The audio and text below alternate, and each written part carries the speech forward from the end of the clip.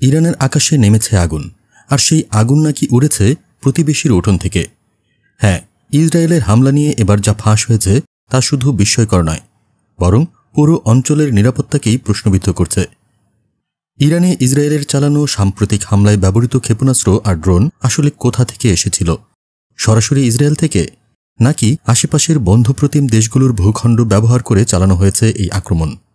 এই প্রশ্নের উত্তর এসেছে ইরানের এক উচ্চপদস্থ কূটনীতিকের মুখ থেকে। আর্মেনিয়ায় নিযুক্ত ইরানি রাষ্ট্রদূত মেহেদি সোবহানি জানালেন এমন এক তথ্য যা গোটা পরিস্থিতিকে নিয়ে যাচ্ছে নতুন মোড়ের দিকে। তিনি বলেছেন, গোয়েন্দা রিপোর্টে উঠে এসেছে স্পষ্ট প্রমাণ ইসরায়েল ব্যবহার করেছে প্রতিবেশী কিছু দেশের ভূমি, ক্ষেপণাস্ত্র আর মাইক্রো এয়ার ভেহিকেল ঢুকেছে ইরানে সেই সব দেশের সীমানা পেরিয়ে। আর এজন্যই ইরানের প্রেসিডেন্ট ব্যক্তিগতভাবে কথা বলেছেন আজারবাইজানের প্রেসিডেন্টের সঙ্গে, অনুরোধ করেছেন এই হামলার উৎস খুঁজে বের করতে তদন্ত শুরু হোক সর্বোচ্চ গুরুত্ব দিয়ে। রাষ্ট্রদূত সোবহানি জানিয়েছেন তারা এখন সেই গোয়েন্দা তদন্তের পূর্ণ রিপোর্টের অপেক্ষায় আছেন। একবার প্রমাণ মিলে গেলে ইরান দেবে প্রয়োজনীয় প্রতিক্রিয়া, তবে প্রতিক্রিয়া কেমন হবে তা এখনই আঁচ করতে পারছেন না কেউ। তিনি এটাও বলেন, ইসরায়েল কোনো আন্তর্জাতিক আইন মানে না, তাদের হাতে যদি কোনো ভূখণ্ড পৌঁছায় তারা সেটাকে অস্ত্র বানাতেও দ্বিধা করে না।